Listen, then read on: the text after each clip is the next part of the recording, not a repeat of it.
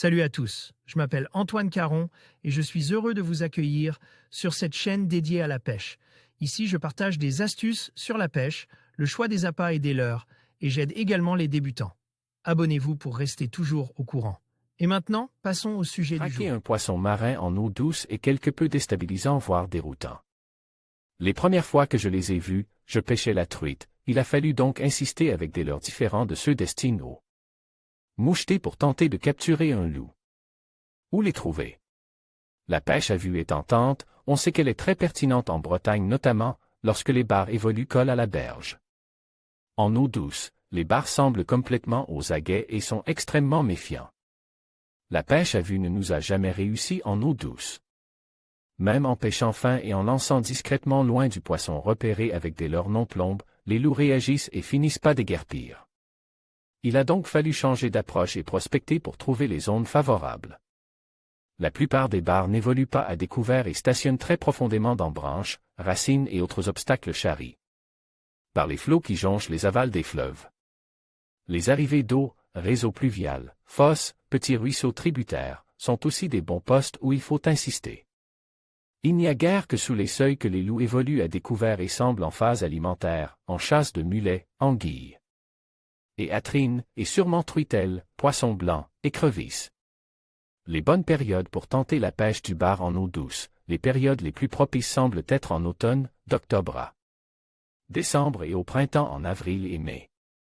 Les eaux ne sont pas trop froides et offrent un refuge précieux pour l'abrax.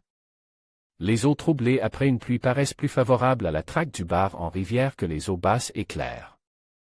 Proches des estuaires, les marées hautes semblent aussi plus propices. Pêche au leurre du black bass aussi basse, il n'y a qu'un pas. La pêche reine pour les bars en eau douce est la pêche au leurre souple sur hameçon texan.